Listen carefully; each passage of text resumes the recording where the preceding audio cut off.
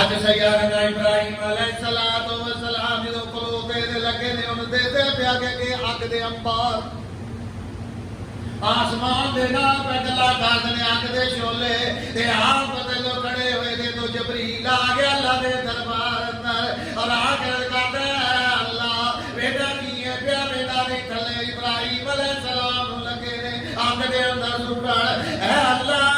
अज इब्राहिम तेरा होवे जेड़ा तेरी तौहीद नूं बयान पिया करदा और इन्हां के तेरा कलमा पिया बयान करदा अज लगे नहीं सुटण या अल्लाह कुछ कर। दो फरिश्ते एक इसराफील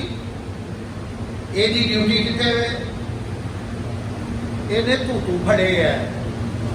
ये अल्लाह के इशारे च जो अल्लाह ने इशारा करना इन्हें फूक मार देनी है वो अगे तफसील है इंशाअल्लाह फिर कभी बयान करांगा।